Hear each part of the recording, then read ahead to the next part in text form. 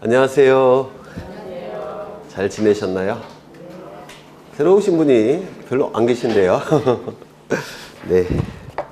근데 새로 오신 분들도 적지만 계시고, 또 이제 한번 들었다고 해서 기억나는 건 아니니까 이번 순환에는 이렇게 할 것 같아요. 일단 지난 순환에 했던 것을 기본적으로 다시 반복을 할 겁니다. 그리고 책에 있는 것, 책의 순서대로 진행을 해야 되니까 책에 있는 것도 같이 진행을 해야 될 것 같아요. 그래서 11월, 12월 달에 했던 것은 기본적으로 반복해서 진행이 되고, 왜? 가장 중요하니까. 플러스 책에 따라서 진행할 거니까 책에서 출제되는 것도 같이 함께 진행을 할 겁니다. 다만 우리 책이 옛날 스타일의 책이어서 좀 빼야 될 것들이 있어요. 출제 안 되는 부분. 그런 분들은 다 지워 나갈 겁니다. 그렇게 생각하시면 될 것 같아요. 그러면 처음 오신 분들을 위해서 제 이름을 말씀드리면 이런 이름을 씁니다. 김종규라는 이름을 쓰고요. 담당 과목은 부동산 공시법령입니다.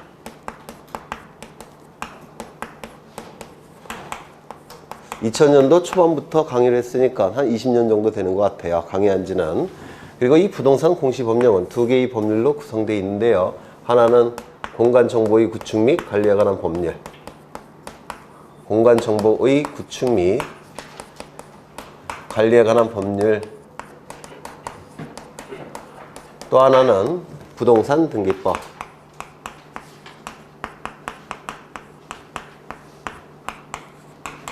이 두 개의 법률로 구성된 것이 부동산 공시법령이라는 겁니다. 여기서 부동산은 뭘 얘기할까요? 토지와 건물을 얘기합니다. 그 다음에 이 공자는 공적으로 라는 뜻이고요. 요 시는 눈으로 본다 시자입니다. 그래서 부동산에 관한 정보들을 공적으로 보여주기 위해서 제정된 법령들, 이란 뜻이에요. 부동산에 관한, 토지와 건물에 관한 정보들을 공적으로 보여주기 위해서 만들어진 법령들, 이란 뜻입니다. 그래서 두 개의 법률로 구성되어 있어요. 공간정보의 구축 및 관리에 관한 법률. 이 공간정보의 구축 및 관리에 관한 법률은 12문제가 출제가 되고, 부동산 등기법도 12문제가 출제가 됩니다. 그 다음에 이게 하나의 과목은 아니고 부동산 관련 세법이라는 법률이 있습니다. 여기서 12문제, 여기서 16문제, 아니, 여기서 24문제, 24문제죠. 그리고 여기서 16문제. 총 합쳐서 40문제가 하나의 과목으로 구성되어 있어요. 그래서 세법과 공시법령 합쳐갖고 하나의 과목입니다. 다만 성격이 너무 다르기 때문에 별도의 선생님들이 보통 나눠서 강의를 하게 돼요. 그래서 이게 하나의 과목은 아니고 부동산 관련 세법과 합쳐서 한 개의 과목으로 구성이 되어 있습니다. 여기선 24문제, 여기선 16문제, 총 40문제로 구성이 되어 있어요. 그래서 이거는 강 선생님이 담당하시는 부분이고, 저는 이쪽을 담당하겠다는 겁니다. 그리고 공간정보의 구축 및 관리에 관한 법률, 부동산 등기법 총 24문제인데요. 여기서는 10문제 이상을 득점을 하셔야 됩니다. 그 이유는 나올 게 뻔해요. 그 예상을 벗어나는 게 거의 없습니다. 그래서 12문제 중에서 최소한 10문제 이상은 득점하시는데요. 여기서 최소한이라는 얘기는 실수를 감안했을 때를 얘기합니다. 그래서 실수가 없으면 다 득점을 하셔야 돼요. 나올 게 뻔하고 양도 워낙 적기 때문에 우리 교재도 그림 같은 거 다 빼버리면 이 공간정보의 구축 및 관리에 관한 법률은 한 70페이지 정도밖에 안 돼요. 그림 같은 거 다 빼버리면 양도 적습니다.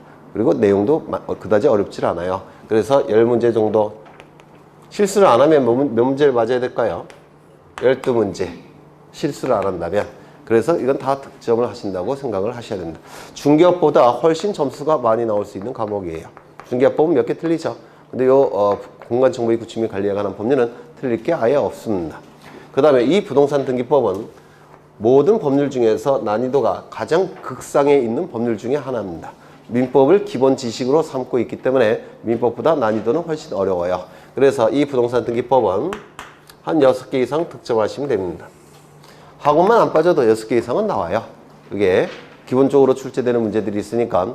그래서 6개 이상은 득점하시고, 그 다음에 저는 강의가 좀 깊은 내용을 강의하는 편이에요. 강사들 중에서. 그래서 플러스 알파. 알파는 몇 개 하면 될까요? 2개요. 4개.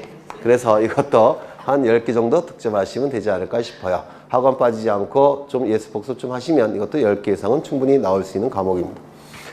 그래서 이제 요거를 이제 제가 담당을 하게 되는데요. 저는 이제 어디서부터 시작하느냐면 모든 법률은 헌법이라는 법을 근거로 해서 만들어집니다. 헌법. 그래서 이 공시법령, 세법 이런 것 전부 다 헌법이라는 법을 근거로 해서 만들어져요. 헌법을 근거로 해서 만듭니다. 여러분 시험법에 있는 모든 법률은 다 헌법을 근거로 합니다. 이 헌법이라는 법은 요 헌은 최고의 으뜸에라는 뜻을 가진 한자입니다. 최고의 으뜸에. 그 다음에 이건 법법자가 되겠죠. 그래서 우리나라 법체계 중에서 가장 최고에 있는 법이라는 뜻이에요. 최고에 있는 법. 그래서 이 헌법이라는 법을 근거로 해서 모든 법률이 만들어집니다. 민법도 마찬가지고 공법도 마찬가지고 세법도 마찬가지고 공시법령도 당연히 마찬가지입니다. 그래서 헌법에서부터 저는 강의를 시작하는데요. 이 헌법이라는 법은 최고의 법이라는 뜻입니다. 이 헌법을 구성하고 있는 내용은 딱 두 가지가 있는데 통치 구조에 관한 내용이 헌법에 들어가 있습니다. 이 통치 구조에 관한 내용이 헌법에 들어가 있기 때문에 이 통치 구조에 의해서 국가가 만들어집니다. 이거를 뭐라고 부르냐면 헌법에 국가를 창설하는 효력이 있다 이런 표현을 써요. 그래서 헌법이 있다는 얘기는 국가가 있다는 얘기입니다. 국가가 있다는 얘기는 헌법이 있다는 뜻이 돼요. 그래서 전 세계에 있는 나라 중에서 헌법이 없는 나라는 전혀 없어요. 정말 꼴보기 싫은 나라인 우리나라 왼쪽에 있는 오른쪽에 있는 나라, 왼쪽에 있는 나라, 위쪽에 있는 나라 전부 다 헌법이라는 법을 갖고 있습니다. 그럼 이 헌법은 통치 구조가 헌법에 들어가 있기 때문에 헌법은 국가를 만들게 하는 그런 아주 최고의 법이라고 할 수가 있습니다. 또 하나는 국민의 가장 기본이 되는 관리, 기본권에 관한 내용도 헌법에 들어가 있습니다. 그래서 헌법이라는 법에 들어가 있는 내용은 딱 두 가지예요. 다른 내용은 아예 없습니다. 통치구조와 기본권. 이 통치구조에서 통치권이라는 권력이 나옵니다. 이 통치권이라는 권력은 별게 아니라 입법권, 사법권, 행정권을 통틀어서 통치권이라고 불러요. 입법권, 사법권, 행정권이 뭔지는 아시죠? 아셔요? 입법권은 뭔지 국회에서 만드는 법을 만들 수 있는 권한. 사법권은요, 재판을 할 수 있는 권한. 행정권은 행정작용을 할 수 있는 권한. 그걸 통틀어서 통치권이라고 부릅니다. 그러면 이 통치권의 효력이 미치는 공간이 있겠죠? 통치권의 효력이 미치는 공간이 있을 겁니다. 이를 공간적 범위라고 불러요. 통치권의 효력이 미치는 공간적 범위 어디겠습니까? 대한민국 전 국토입니다. 우리나라 토지 중에서 통치권의 효력이 미치지 않는 공간은 전혀 없어요. 모든 토지는 통치권의 효력이 미칠 겁니다. 그러면 이 통치권의 효력이 미치는 공간적 범위인 전 국토에 관한 정보들을 미리 국가는 수집하고 그리고 등록하고 그리고 관리하고 궁극적으로는 주권자인 국민에게 그 정보를 공적으로 보여줘야 되겠다는 겁니다. 공적으로 할 때 공짜고 시는 눈으로 본다 시자예요. 그래서 전 국토에 관한 정보들을 수집하고 등록하고 관리하고 궁극적으로는 주권자인 국민에게 공시를 해야 되겠다는 겁니다. 왜요? 국가가 통치권을 잘 제대로 행사하기 위해서. 그러면 이 전 국토에 관한 정보가 수집, 등록, 관리, 공시가 되는데 어떠한 매개체에다가 이 정보를 수집, 등록, 관리, 공시하느냐? 지적공부라는 공적인 장부에 이 정보들을 수집하고 등록하고 관리하고 공시합니다. 그럼 이 지적공부라는 단어가 나오는데 이 지는 토지라는 뜻을 가진 한자예요. 땅지자. 그리고 이 적은 뭐라고 했죠? 서적할 때 그 적자인데 이 적은 정보라는 뜻을 가진 한자입니다. 그러면 지적은 무슨 뜻이겠습니까? 토지 정보라는 뜻이에요. 지적, 토지 정보. 공은 공적인, 부는 장부라는 뜻입니다. 그래서 지적 공부라 하면 토지 정보를 담고 있는 공적인 장부를 지적 공부라고 불러요. 이 지적 공부에다가 전 국토에 관한 정보를 수집해서 등록하고 관리하고 지적 공부를 통해서 주권자인 국민에게 공적으로 보여주겠다는 겁니다. 그러면 이 지적 공부는 누가 작성하고 관리해야 되느냐면 통치권이죠. 전 국토라는 말이 나오죠. 따라서 국토교통부 장관이 이 지적 공부를 작성하고 관리함이 원칙이에요. 왜 전 국토고 또한 통치권과 관련되어 있으니까 중앙행정기관인 국토교통부 장관이 이 지적 공부를 작성하고 관리함이 원칙입니다. 이 국토교통부 장관은 행정부 소속의 국가기관입니다. 그런데 너무 바쁘다 보니까 임무를 맡깁니다. 누구에게 임무를 맡기느냐면 지적소관청에게 임무를 맡깁니다. 이 지적소관청이라 하면 지는 토지죠. 적은 정보, 소는 담당한다는 뜻을 가진 한자예요.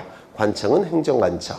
그래서 지적소관청이라 하면 토지 정보를 담당하는 행정관청이란 뜻입니다. 지적소관청, 토지 정보를 담당하는 행정관청에게 이 업무를 맡깁니다. 이 지적소관청은 구체적으로 누구냐면 시장, 군수, 구청장을 얘기합니다. 그러면 이건 무엇을 의미하느냐면 국토교통부 장관이 원칙적으로 담당해야 되는데 여기 보시면 시와 군, 구별로 이 임무를 맡긴다는 겁니다. 누구에게? 시장군수, 구청장에게. 맞아요. 그래서 전국토라는 용어가 나오면 당연히 국토교통부 장관이 주체가 되는 겁니다. 하지만 시군구별로 이렇게 나눠지게 되면 그때는 국토교통부 장관이 아니라 누가 주체가 되는 겁니까? 지적소관청이. 이거 이해가 되셔요? 그래서 전국토라는 문구가 나오면 국토교통부 장관이 이 지적 업무의 담당의 주체가 되는 것이고 시군구별로 임무를 맡겼으니까 시군구별로는 누가 관리를 하는 겁니까? 시장, 군수, 구청장이 이 지적 업무를 담당하게 됩니다. 이거 이해가 되실까요? 시험에 굉장히 잘 나오는 내용입니다. 그래서 임무를 맡기는 것을 뭐라고 부르냐면 임무를 맡기는 것을 위임한다 라는 표현을 써요. 임무를 맡긴다. 법률 용어입니다. 위는 맡길 위, 임은 임무라는 뜻이에요. 그러면 이러한 것들과 관련된 제도가 있을 텐데 이 제도를 지적제도라고 부릅니다. 무슨 뜻일까요? 토지 정보와 관련된 제도, 지적제도라고 부르고요. 여기에 적용되는 법률이 뭡니까? 공간정보의 구축 및 관리에 관한 법률로서 줄여서 공간정보법이라고 부릅니다. 우리 시험에서 12문제가 출제가 된다고 했죠. 그래서 지적제도에 적용되는 법률이 공간정보의 구축 및 관리에 관한 법률로서 우리 시험에서 12문제가 출제가 이루어지게 되더라는 겁니다. 이거 기억나실까요? 두 번째 하는 건데 그때 거의 안 오셔갖고 기억이 안 나시죠? 네. 두 번째. 그럼 여기 공간정보법이라는 법률은 그 이름이 어떻게 나왔느냐면 공간. 어디 갔어? 공간. 통치권의 효력이 미치는 공간이라는 뜻이에요. 공간. 그 다음에 정보라는 단어 어디서 나왔겠습니까? 정보. 전 국토에 관한 정보라는 겁니다.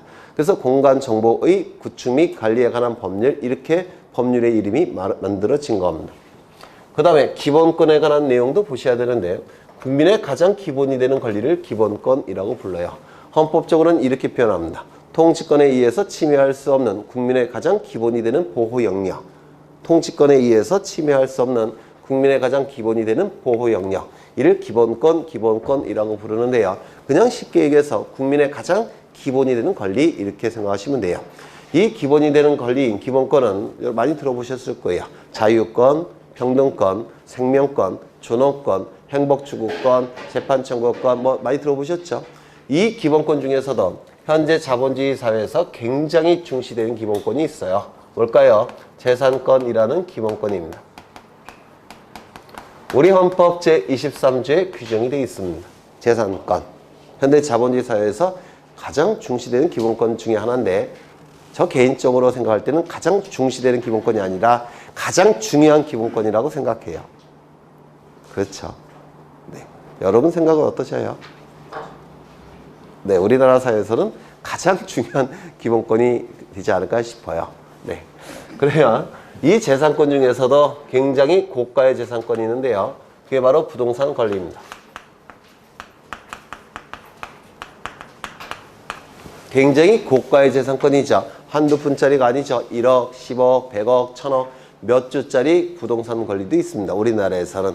제가 듣기로는 12조짜리까지 본 것 같은데 부동산 하나가 12조짜리도 있다는 겁니다. 그러면 이 고가의 재산권인 부동산 권리에 관한 정보들을 수집하고 등록하고 그리고 관리하고 궁극적으로는 주권자인 국민에게 그 정보를 공적으로 보여줘야 되겠다는 겁니다. 공시해야 되겠다는 겁니다. 그럼 이 부동산 권리에 관한 정보를 수집해서 어떠한 매개체를 통해서 등록하고 관리하고 공시하느냐면 그 매개체가 부동산 등기부라는 장부입니다.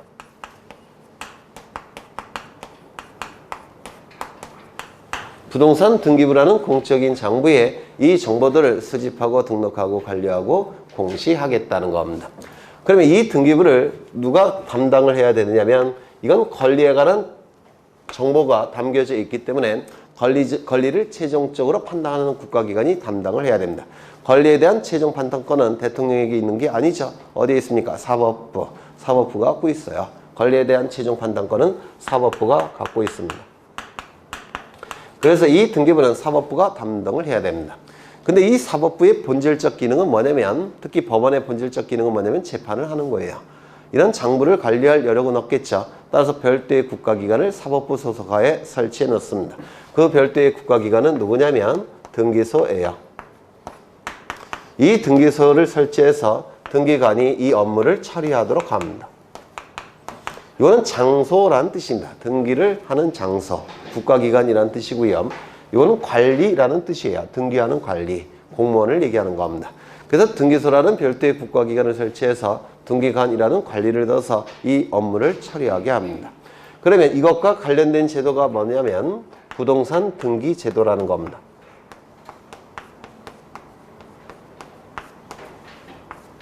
그리고 여기에 적용되는 법률이 부동산 등기법이라는 법률이에요. 우리 시험에서 12문제가 출제가 이루어지게 됩니다. 다만 객관적인 난이도가 워낙 높기 때문에 한 6개 이상 득점하시면 합격하는 데 지장은 없습니다. 그래서 학원만 안 빠지셔도 6개 정도는 나와요. 플러스 알파. 알파는 몇 개라고요? 4개 이상.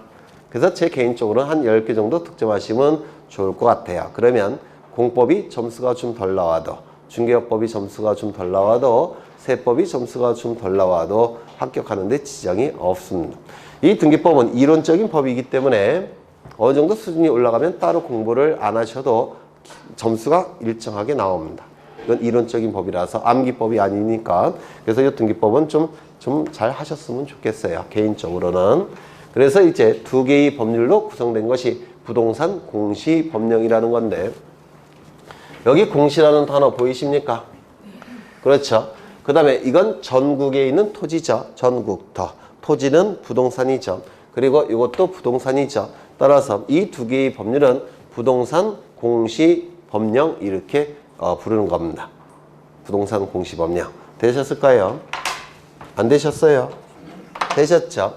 그러면 이제 여기서 여러분들이 궁금해야 될 내용이 있습니다. 가장 궁금해야 될 내용이, 그러면 여기에 전국토에 관한 정보는 구체적으로 무엇이냐?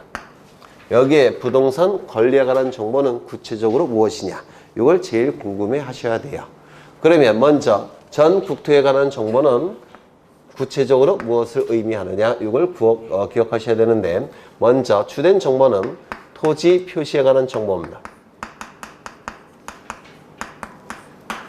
토지 표시에 관한 정보를 얘기해요. 전국에 있는 토지의 표시에 관한 정보라는 뜻입니다. 전국에 있는 토지의 표시에 관한 정보. 그리고 부수적으로는 소유자에 관한 정보도 수집을 합니다. 여기 전국토라고 되어 있으니까 토지 표시에 관한 정보만 수집하는 게 마땅하지 않느냐라고 생각할 수도 있지만, 우리나라는 자본주의 사회예요. 자본주의 사회의 개념은 뭐냐면 국민 개개인에게 소유권을 인정하는 겁니다. 그게 자본주의 사회입니다. 그래서 우리나라는 자본주의 사회니까 원칙은 토지의 표시를 주된 정보로서 수집하겠지만, 자본주의 사회이기 때문에 부수적으로 소유자에 관한 정보도 수집해서 등록하겠다는 겁니다. 그래서 주된 정보는 토지 표시에 관한 정보, 부수적인 정보는 소유자에 관한 정보, 이 2가지 정보를 수집하고 등록하고 관리하고 그리고 공시를 하겠다는 겁니다. 그러면 소유자 표시에 관한 정보, 이거를 꼭 외우셔야 되는데, 처음 하시는 분들은 소재지, 지번, 지모, 면적, 경계, 좌표를 의미합니다. 소유자에 관한 정보는 소유자의 이름, 주민번호, 주소를 의미하게 돼요. 이건 뭐 따로 외우지 않으셔도 저절로 아시게 될 테고요. 요 위에 거 토지의 표시에 관한 정보는 좀 외워두셔야 돼요. 먼저 소재지는 뭘 의미하죠? 그 토지가 어느 행정구역에 위치했는지 행정구역을 얘기하는 겁니다. 소재지는 이 행정구역은 도시지역은 동까지, 농촌지역은 리까지를 의미합니다. 행정구역, 소재지.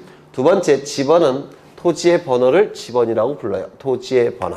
그래서 토지를 다른 토지와 구별하기 위해서, 즉 특정하기 위해서 대한민국 모든 토지는 다 번호가 매겨져 있습니다.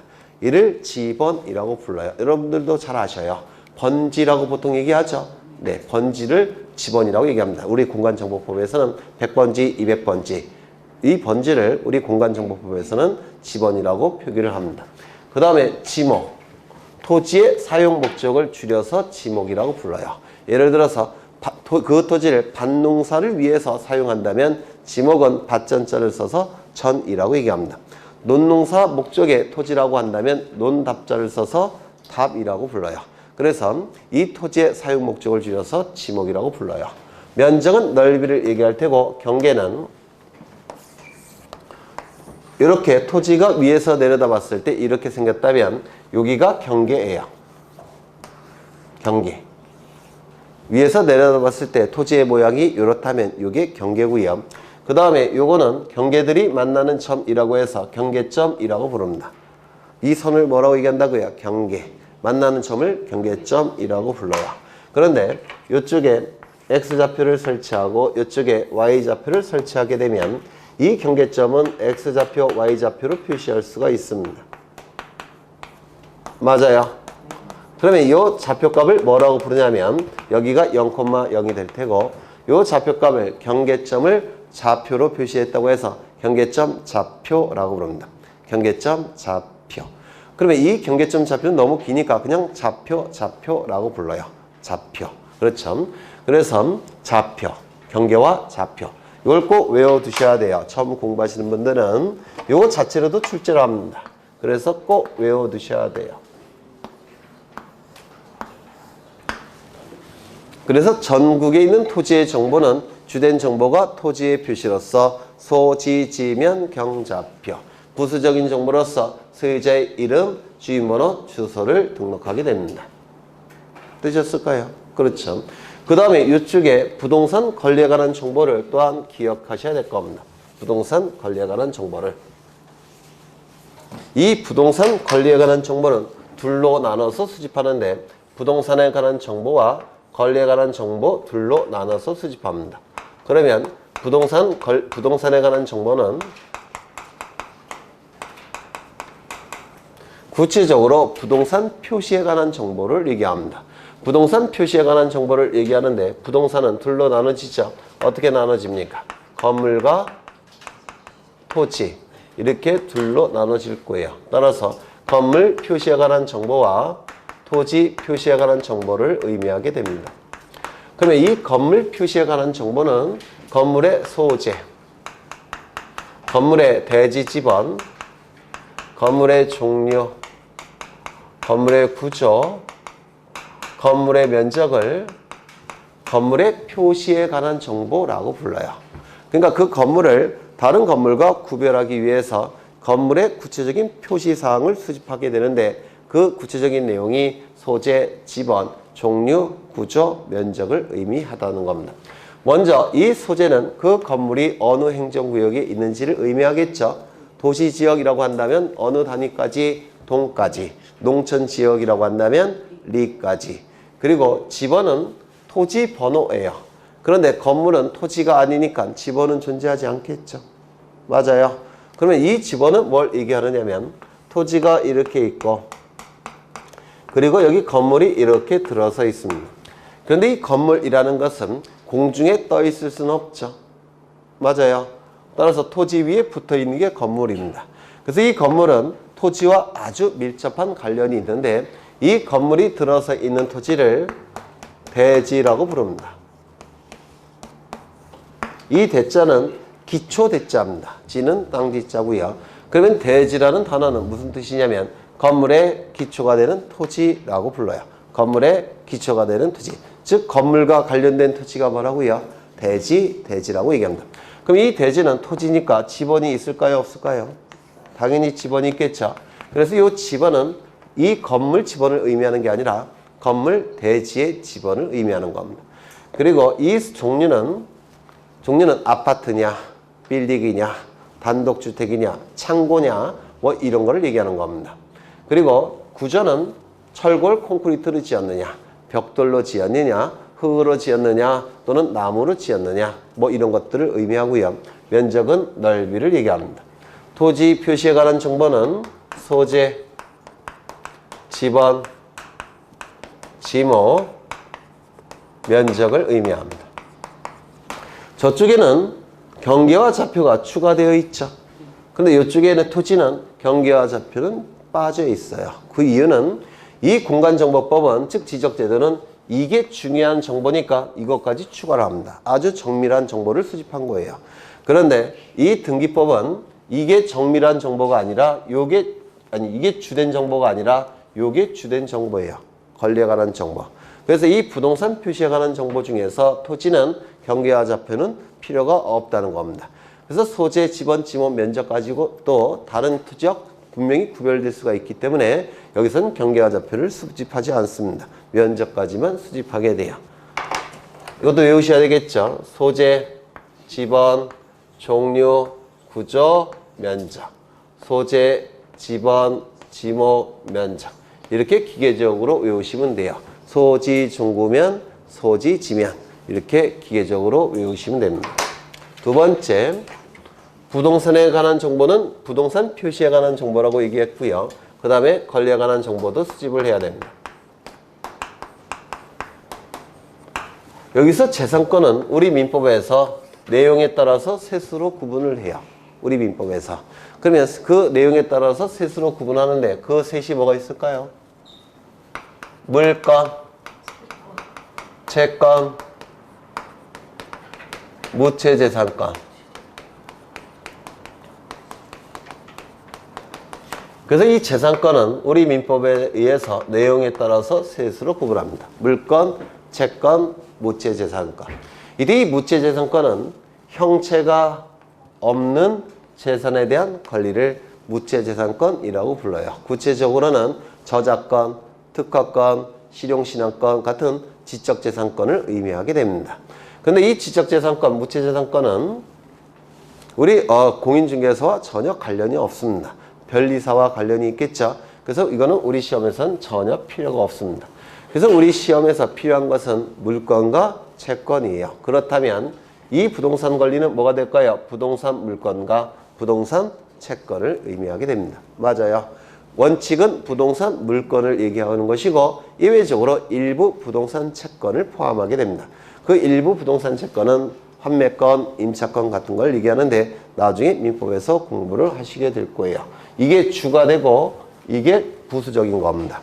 그러면 물권은 개념이 뭐죠? 민법에서 하셨죠? 물건에 대한 권리를 물권이라고 불러요. 물건에 대한 권리, 물권. 채권은 민법에서 하셨죠? 사람에 대한 권리를 채권이라고 불러요. 채권 이렇게 쓰는데요. 요 채자는 분해를 해보면 이렇게 분해가 돼요. 이렇게 분해가 되는데요. 이건 사람자고 이건 책임진다 할 때 그 책자입니다. 그리고 이건 권리라는 뜻이고요. 그래서 이 채권이라는 권리는 사람에게 책임을 물을 수 있는 권리. 이게 채권이에요. 즉 사람에 대한 권리를 채권이라고 부릅니다. 사람에게 책임을 물을 수 있는 권리 채권이라고 불러요. 그러면 물권은 뭐죠? 물건에 대한 권리. 부동산 물건이라면 부동산 물건에 대한 권리를 물권이라고 얘기할 테고요. 채권은 부동산과 관련해서 사람에 대한 권리. 이를 부동산 채권 이렇게 얘기를 할 겁니다.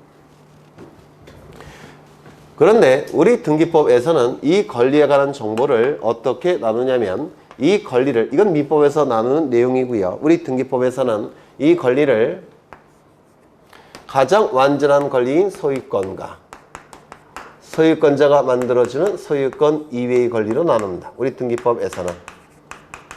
이건 민법에서 나누는 거고 우리 등기법에서는 이 권리를 가장 완전한 권리인 소유권과 소유권자가 만들어주는 소유권 이외의 권리로 나눕니다. 보통 소유권 이외의 권리 뭐가 있을까요? 뭐 환매권, 뭐 임차권, 또 뭐 있을까요? 지상권, 지역권, 전세권, 저당권 뭐 이런 권리들이 있겠죠. 그런 권리들은 원칙적으로 다 누가 만들어줍니까? 보통은 소유자가 만들어주는 겁니다. 소유자가 자신이 가지고 있는 소유권 중에서 일부 권능을 떼갖고 다른 자에게 만들어주는 겁니다. 그래서 보통의 소유권 이외의 권리는 소유권자가 만들어주는 권리라서 소유권에서 도출되는 권리에 불과해요. 그래서 가장 중요하고 가장 완전한 권리인 소유권과 소유권에서 도출되는 소유권 이외의 권리 둘로 나누게 됩니다. 그 다음에 여기서 정보라 하면 보전, 설정, 이전, 변경, 소멸, 처분 제한 이런 것들을 얘기합니다. 여기서 정보는 권리의 보전, 설정, 이전, 변경, 소멸, 처분 제한을 의미하게 돼요. 보전은 존재하는 소유권을 보호한다는 뜻이고요. 설정은 만들어서 정해준다는 뜻이고, 이전은 이 이자가 옮길 이자고 저는 구를 전자예요. 권리를 굴려서 다른 자에게 옮긴다는 뜻이고, 변경은 내용을 바꾼다는 뜻이고, 소멸은 권리가 없어진다는 뜻이고, 처분 제한은 처분 권능을 제한한다는 뜻입니다. 이런 것들을 얘기를 합니다. 그래서 소유권에 관한 이러한 정보들, 소유권 이외의 권리에 관한 이러한 정보들을 수집, 등록, 관리, 공시하는 겁니다. 그러면 부동산 표시에 관한 정보인 건물의 표시와 토지의 표시에 관한 정보는 등기부 어디에 기록한다고 했죠? 등기부에 제목을 표시하는 부분에 기록합니다. 제목을 표시하는 부분, 표제부라는 부분에 기록하고요. 소유권에 관한 이러한 정보들, 소유권 보전, 이전, 변경, 소멸, 처분, 제한에 관한 정보들은 등기부의 첫 번째 구성 부분에 기록합니다. 갑은 첫 번째라는 뜻이고요. 구는 구성 부분이라는 뜻인데, 조선시대 과거 시험에 수석한 답안지는 답안지에 어떠한 표기가 있을까요? 가, 이런 표기가 있습니다. 1등했다 라는 뜻이에요. 차석의 답안지는 표기가 어떻게 되어 있을까요? 을, 이렇게 표기가 되어 있습니다. 2등했다 라는 뜻이에요. 그래서 갑은 첫 번째, 을은 두 번째라는 뜻입니다. 구는 구성 부분이라는 뜻이고요. 그래서 등기부의 첫 번째 구성 부분에 소유권에 관한 정보를 기록하게 되고, 소유권 이외의 권리에 관한 설정, 이전, 변경, 소멸, 처분, 제한에 관한 정보는 등기부의 두 번째 구성 부분에 기록합니다. 울고에 기록한다 라고 얘기를 해요. 그래서 이 등기부라는 장부는, 부동산 등기부라는 장부는 세 개의 구성 부분으로 되어 있습니다. 표제부, 갑구, 을고. 그러면 이 표제부에는 권리에 관한 내용이 기록됩니까? 안 됩니까? 안 되죠. 이건 전부 다 눈에 보이는 것들이고, 권리라는 것은 눈에 보이지 않는 추상적인 것들입니다. 눈에 보이지 않는 추상적인 것이라서 등기부를 통해서 공시하는 겁니다. 이거 이해가 되실까요? 그러면 이 표제부에는 눈에 보이는 것들이 기록이 되는 것이죠. 눈에 보이는 것들이 기록이 되는 건데, 이걸 뭐라고 부르냐면 눈에 보이는 객관적 사실을 기록한다고 해서 사실의 등기라고 불러요. 사실의 등기. 권리라는 것은 눈에 보이지 않는 것이죠. 그래서 등기부를 통해서 공시하는 겁니다. 눈에 안 보이니까. 그래서 이 권리는 추상적인 내용들이에요. 맞아요. 그래서 추상적인 권리만 기록이 된다고 해서 갑구, 을구에 기록되는 등기를 권리의 등기, 추상적인 권리를 등기한다고 해서 권리의 등기라고 부릅니다. 그러면 여기서 표제부, 갑구, 을구 중에서 가장 중요한 부분은 어디일까요? 네? 세 부분 중에서 가장 중요한 부분은 어디예요? 표제부는 제목을 표시하는 부분이에요. 책으로 치면 겉페이지에 해당이 됩니다. 가장 중요하진 않겠죠. 내용이 형식보다는 좀 더 중요한 거니까 가장 중요한 것은 갑구, 두 번째는 을구, 세 번째는 표제부. 그래서 옛날에 종이로 만든 등기부일 때는 갑구를 제일 먼저 만들었습니다. 그리고 표제부는 나중에 만들었어요. 갑구가 가장 중요하니까. 근데 지금은 그냥 동시에 만들어 버리는데 전산등기부니까 옛날은 그랬습니다. 가장 중요한 게 갑구. 두 번째는 을고. 세 번째는 표제법. 이건 제목을 표시하는 부분에 불과하기 때문에 그렇습니다. 되셨을까요? 맞아요. 여기서 소유권 보전, 소유권 이전, 소유권 변경, 소멸, 처분 제한은 어디에 기록한다고요? 갑구에. 따라서 소유권 보전 등기, 소유권 이전 등기, 소유권 변경 등기, 소유권 소멸 등기. 이건 소멸 등기는 소멸 등기라는 표현을 안 쓰고 말소 등기라는 용어를 씁니다. 소유권 말소 등기, 소유권에 관한 처분 제한 등기는 어디에? 갑구에. 전세권 설정 등기, 이전 등기, 변경 등기, 소멸 말소 등기, 처분 제한 등기는 을구에. 그렇겠죠? 네. 여기서 보전은 소유권에서만 쓰는 용어예요.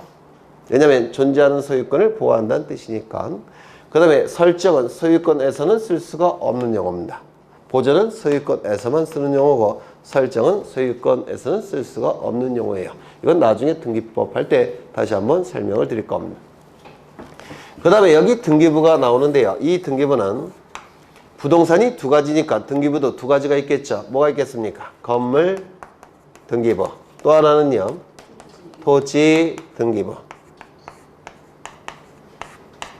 우리 부동산 등기법은 등기부의 종류를 법에서 정해놓고 있습니다. 법정되어 있다 이렇게 얘기를 해요. 건물 등기부, 토지 등기부 이렇게 둘로 나누고요. 이 건물 등기부도 공시의 편의를 위해서 일반 건물 등기부와 집합 건물 등기부로 나눠서 공시합니다. 그런데 일반 건물 등기부관, 집합 건물 등기부관 이건 건물 등기부의 일종이에요. 따라서 등기부의 종류는 3개이다 아니면 2개이다. 2가지이다. 5번 정도가 출제가 됐어요. 등기부의 종류는 3가지가 아니라 2가지이더라는 겁니다. 되셨죠? 여기서 출제되는 등기부는 요겁니다. 집합 건물 등기부가 출제가 됩니다. 일반 건물 등기부나 토지 등기부는 출제되지를 않아요. 집합 건물 등기부에서 나오게 되고요. 아마도 상급의 문제로 출제가 됩니다. 수험생 시각에서는 좀 어려울 수 있을 겁니다. 그 다음에 이 등기관이 문제가 되는데 이 등기관은 등기 사무를 담당하는 국가 공무원이에요. 등기 사무를 담당하는 국가 공무원. 이 관자가 관리라는 뜻입니다. 등기를 담당하는 관리라는 뜻이에요. 그 다음에 이 등기소는 등기 사무를 담당하는 국가기관입니다. 요 소는 장소란 뜻이에요. 등기하는 장소. 그래서 이 등기하는 장소가 국가기관이 된 겁니다. 어렵지 않죠? 차이점은 뭐죠? 국가공무원 하면 등기관, 국가기관 하면 등기소 이렇게 될 겁니다. 그래서 오늘 한 것 중에서 가장 중요한 게 이 정보입니다. 다시 한번 보죠. 전국에 있는 토지에 관한 정보, 주된 정보는 뭐라고요? 토지 표시에 관한 정보로서 소재, 지번, 지목, 면적, 경계, 좌표. 부수적인 정보는 소유자의 이름, 주민번호, 주소. 그렇죠.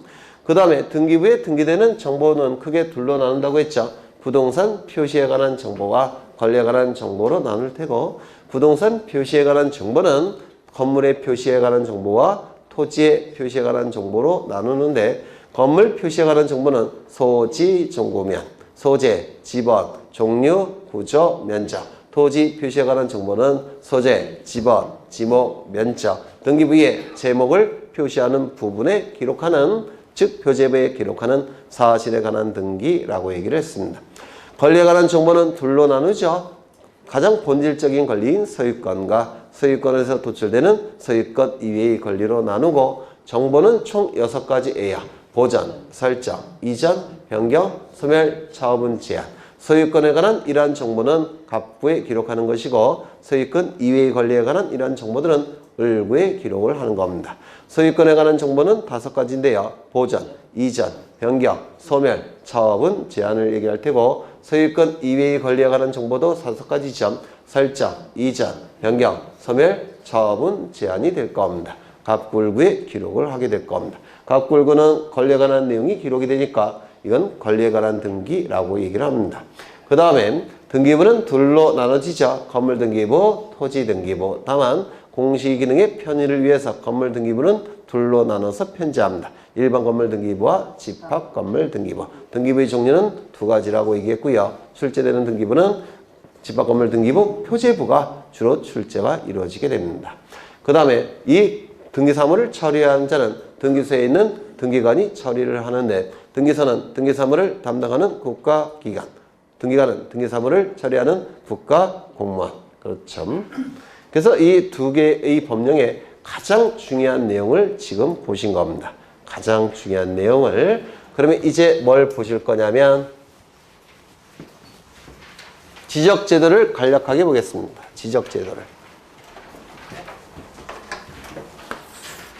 지적제도를 간략하게 보실 거예요.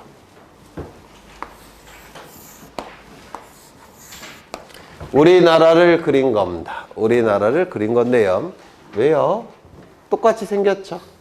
네, 제가 생각해도 똑같이 생겼어요. 네. 휴전선을 그린 거고요. 휴전선.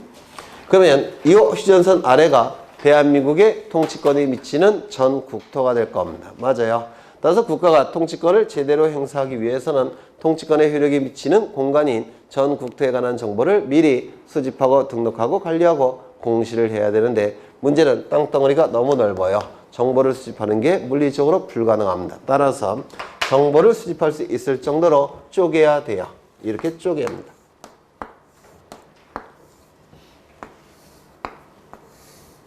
이렇게 쪼갭니다. 그래서 정보를 수집할 수 있을 정도의 크기로 쪼개는데요. 이걸 뭐라고 부르냐면 지번을 부여하는 단위지역,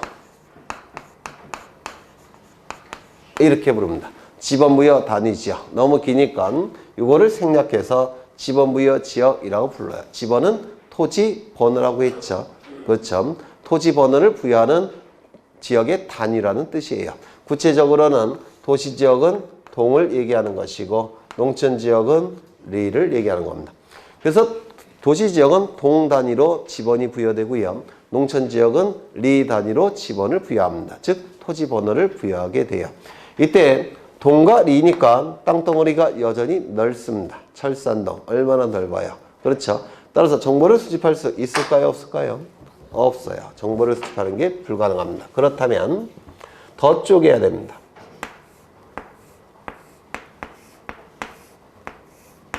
더 쪼개야 돼요. 이 쪼개진 하나를 뭐라고 부르냐면 한필지 토지라고 부릅니다.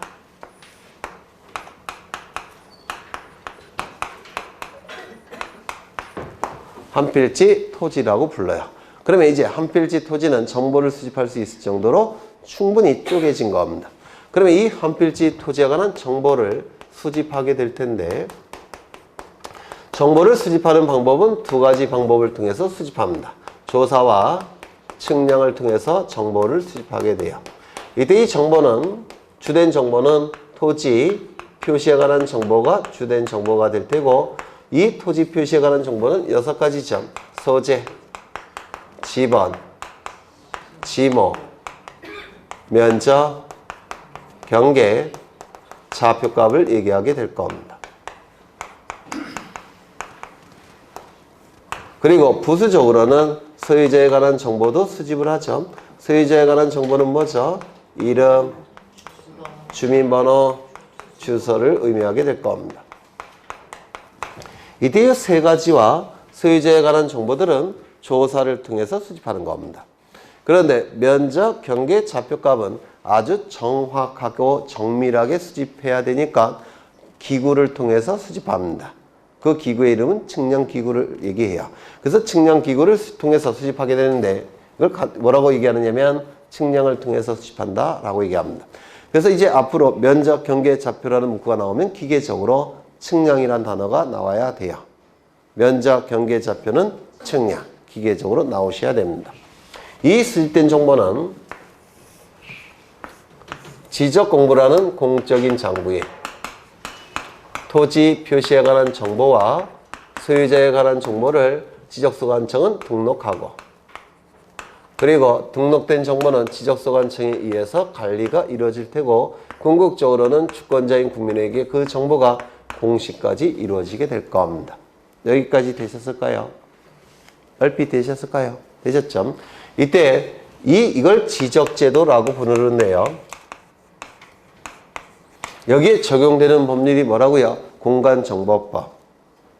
그리고 이 지적제도의 가장 중요한 세 가지 요소는 이겁니다. 한필지, 토지, 등록, 지적공보. 이를 지적제도의 3요소라고 불러요. 지적제도의 가장 중요한 요소. 한필지, 토지, 등록, 그 다음에 뭐가 있을까요? 지적공보.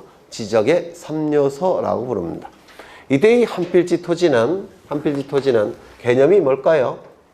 한필지 토지를 단위로 해서 정보가 수집돼서 지적공부에 등록되고 있죠.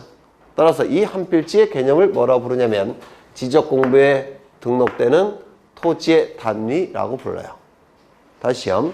한필지 토지를 단위로 해서 정보가 수집돼서 지적공부에 등록되고 있죠. 따라서 필지라는 개념은 지적공부에 등록되는 토지의 단위 이렇게 부릅니다. 이때 이 한필지가 성립되기 위해서는 일정한 요건이 필요합니다.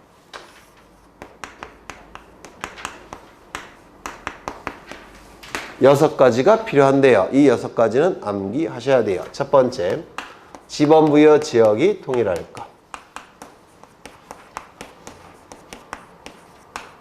두 번째, 소유자가 동일할 것.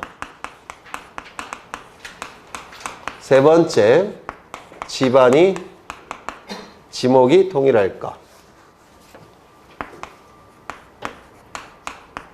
네 번째, 지반이 연속적일 것. 다섯 번째, 축척이 동일할 것. 여섯 번째, 등기 여부가 동일할 것. 이 6가지 요건이 충족이 됐을 때 한필지가 성립되었다 이렇게 얘기를 합니다. 이것 자체가 출제가 되고요. 나중에 합병할 때 써먹어야 돼요. 그래서 이거 꼭 외워두셔야 됩니다. 책에 다 있어요. 지번부여 지역이 동일할 것, 소유자가 동일할 것, 지목이 동일할 것, 지반이 연속적일 것, 축척이 동일할 것, 등기 여부가 동일할 것. 지, 소, 지지, 축 등 이렇게 외우셔도 되고 여러분 교재에 있는 그 순서대로 앞글자를 따서 외우셔도 돼요. 다만 저는 옛날부터 이렇게 외웠으니까 제가 설명드릴 때는 이렇게 계속 언급을 할 겁니다. 지, 소, 지지, 축 등. 지, 지번부여 지역이 동일할 것. 소, 소유자가 동일할 것. 지, 지목이 동일할 것. 지, 지반이 연속적일 것. 축, 축척이 동일할 것. 등, 등기 여부가 동일할 것. 그러면 하나씩 설명을 드리자 보면 여기서 이 파란색으로 된 네모칸이 뭐죠? 지번부여 지역. 같은 동, 같은 일을 얘기하죠. 그렇죠. 그렇다면 이쪽에 있는 부분과 이쪽 부분, 이쪽 부분, 이쪽 부분은 전부 다 같은 동일까요? 아닐까요? 같은 동이죠. 맞아요. 왜 이 파란색 안을 쪼갠 것이 이 필지니까 이 안은 전부 다 같은 동이겠죠. 이게 뭐라고요? 지번부여 지역이 동일할 것. 그렇다면 이렇게 한 필지가 될 가능성이 있을까요? 없을까요? 없어요. 네? 없어요. 불가능합니다. 왜냐하면 가운데 먼저 쪼개진 다음에 그 안을 나눈 것이 필지이기 때문에 양쪽에 걸쳐서 지번부여 지역은 존재할 수가 없습니다. 이를 뭐라 부른다고요? 지번부여 지역이 동일할 것 이렇게 표현을 하겠다는 겁니다. 두 번째, 소유자가 동일할 것. 요 한 필지 왼쪽은 A 소유고 오른쪽은 B 소유일 수 있느냐. 물론 이건 예외적으로 가능해요. 나중에 민법을 공부하시면 아시겠지만 상호 명의 신탁에서는 이게 예외적으로 가능해요. 그런데 그건 상호 명의 신탁은 극히 예외적인 것이고 원칙은 이렇게 소유할 수는 없습니다. 이렇게 소유는 불가능해요. 공유라는 개념은 이렇게 소유하는 게 아니에요. 나중에 설명을 드리겠지만 그래서 한 필지 일부는 A 소유고 한 필지 일부는 B 소유일 수 있느냐. 불가능하다는 겁니다. 이게 전부 A 소유건 B 소유건 이것만 가능하다는 뜻이에요. 이게 소유자가 동일할 것 이렇게 얘기합니다. 그 다음에 지목이 동일할 건 뭐냐면 이 토지의 용도가 서로 다른 부분이 있다고 하더라도 지적공부에 등록되는 지목은 한 필지를 전체를 동일한 지목으로 등록해야 된다는 겁니다. 한 필지는 전체를 동일한 지목으로 등록해야 된다는 것. 지목이 동일할 것 이렇게 얘기를 해요. 이건 좀 이따가 다시 설명을 드릴 겁니다. 예를 들어서 다시 설명을 드릴 겁니다. 그 다음에 집안이 연속적일 것. 여기는 한강이나 또는 경부 고속도로예요. 그러면 한 필지가 양쪽에 걸쳐서 한 필지가 될 수가 있느냐? 있을까요? 없을까요? 그러면 농사 짓는다고 할 때 농사 짓다가 경운기록 농사 짓다가 이쪽에서 농사 지어야 되니까 삥 돌아가서 농사 지러 가서 농사 짓고 다시 삥 돌아서 돌아오고 뭐 이게 가능할까요? 불가능하겠죠. 그래서 이렇게 한강이나 고속도로 또는 계곡 이런 것으로 단절된 겁니다. 단절됐기 때문에 이걸 획일적으로 한 필지로 관리가 불가능해요. 이거 이해가 되셔요? 그래서 이거는 한 필지가 될 수 없다는 겁니다. 강이나 경부고속도로, 고속도로나 계곡 이런 것으로 단절되어 있다는 겁니다. 그래서 집안이 연속돼야지만 한 필지가 될 수 있다는 겁니다. 그 다음에 축척이 동일할 것. 이 축은 축소라는 뜻을 가진 한자고요. 척은 비율 척자예요. 그래서 축척이라 하면 축소 비율을 얘기합니다. 축소 비율.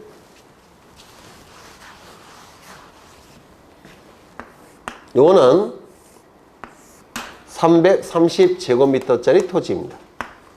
330제곱미터짜리 토지인데요. 이 토지를 도면 위에 등록하고자 합니다. 도면 위에. 지적도나 임야도에 등록하고 싶어요. 그러면 이 토지 크기대로 도면 위에 등록할 수 있습니까? 없습니까? 없어요. 그렇게 큰 종이는 없을 테니까. 맞아요.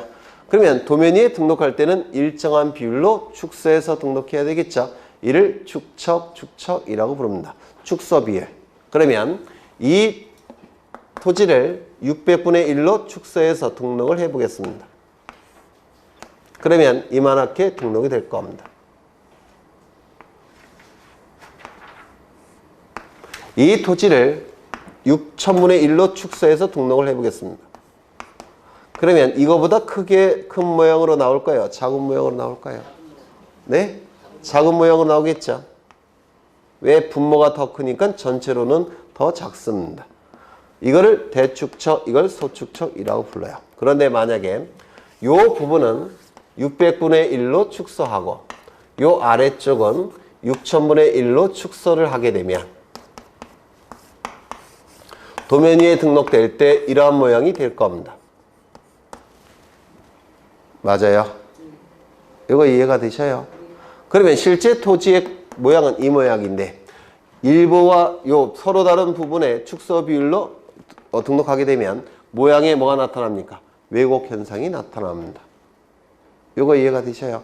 따라서 전체를 600분의 1로 축소하든지 아니면 전체를 6,000분의 1로 축소해야 되지 서로 다른 축척으로 축소할 수는 없다는 겁니다. 이것이 축척이 동일할 것 이렇게 얘기를 해요. 이거 이해가 되실까요? 그렇죠. 그 다음에 등기 여부가 동일할 것. 이 등기부라는 건 부동산별로 등기부가 하나씩 있는 거예요. 이를 1부동산 1등기 기록의 원칙이라고 얘기합니다. 그러면 토지 일부를 등기하고 일부를 미등기 상태로 남겨놓을 수 있느냐? 1부동산 1등기 기록의 원칙상 안 됩니다. 따라서 전체를 등기하든지 전체를 미등기 상태로 남겨놓든지 이것만 가능해요. 이걸 뭐라고 부를까요? 등기 여부가 동일할 것. 되셨을까요? 그래서 이 한 필지의 성립 요건은 이 자체로 출제가 이루어지고 합병해서 또 사용해야 되니까 반드시 외우셔야 돼요. 한번 읽어나 보죠. 첫 번째, 지번부여 지역이 동일할 것. 두 번째, 소유자가 동일할 것. 세 번째, 지목이 동일할 것. 네 번째, 집안이 연속적일 것. 다섯 번째, 축척이 동일할 것. 여섯 번째, 등기 여부가 동일할 것. 지, 소, 지, 축 등 꼭 외우셔야 돼요. 그 다음에 한 필지 성립 요건을 보셨고 한 필지의 개념을 보셨죠. 개념은 뭐라고 그랬습니까? 지적공부에 등록되는 토지의 단위. 이게 뭐라고요? 필지. 그러면 이 필지는 자연적으로 발생한 걸까요? 아니면 국가공무원이 인위적으로 선을 그어서 만든 걸까요? 선을 그었죠, 제가. 이 필지라는 개념은 자연적으로 발생하는 개념이 아니라 공무원이 인위적으로 정보를 쉽게 수집할 수 있게끔 쪼갠 거예요. 인위적으로 선을 그어서 만든 개념이 필지, 빌지라고 얘기합니다. 그렇다면 이 필지는 모양이 고정되어 있을까요? 다 다를까요? 다 달라요. 왜? 분할이 됐다가 합병이 됐다가 이런 게 반복이 되다 보니까 필지는 모양이 다 다릅니다. 두 번째, 면적이 고정되어 있을까요? 아니면 면적이 다 다를까요? 다 달라요. 왜? 분할과 합병이 반복이 되다 보니까 다른 토지와 합쳐졌다가 또 쪼개졌다가 합쳐졌다가 쪼개졌다가 그러니까 면적도 고정되어 있지 않고 모양도 고정되어 있는 게 아닙니다. 이거 이해가 되실까요? 그렇죠. 네. 시간이 좀 남았으니까 그 다음에 이제 등록을 잠시 보겠습니다. 등록. 첫 번째. 등록의 주체는 누구일까요? 누가 지적공부의 정보를 등록할까요? 전국토라는 개념이 나오면 국토교통부 장관. 맞습니까? 시군구별로 이런 표현이 나오면 지적소관청. 그렇죠. 그래서 국토교통부 장관이 원칙인데 누구에게 위임했다고요? 지적소관청에게 위임을 한 겁니다. 두 번째, 등록의 객체는 뭘까요? 무엇을 등록할까요? 전국토. 맞아요. 통치권의 효력이 미치는 전국에 있는 토지들. 그러면 통치권의 효력이 미치는 모든 토지는 다 등록을 해야 되니까 국유지, 사유지 이런 거 따질 필요가 있습니까? 없습니까? 없어요. 과세지, 비과세지 따질 필요가 있습니까? 없습니까? 없습니다. 토지의 종류는 따질 필요가 없어요. 통치권의 효력이 미치는 모든 국토는 전부 다 지적공부에 등록이 돼야 되는 겁니다. 세 번째, 다 책에 있어요. 세 번째, 등록의 내용은 뭘까요?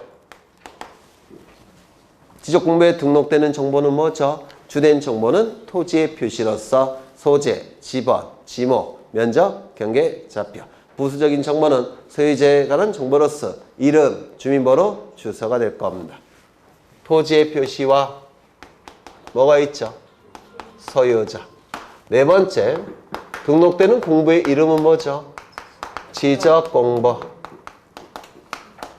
다섯 번째, 등록되는 방법은 뭘까요? 주권자인 국민에게 정확한 내용이 공시가 되니까 형식적으로 심사해서 등록할까요? 실질적으로 심사해서 등록할까요? 실질적으로 심사할 겁니다.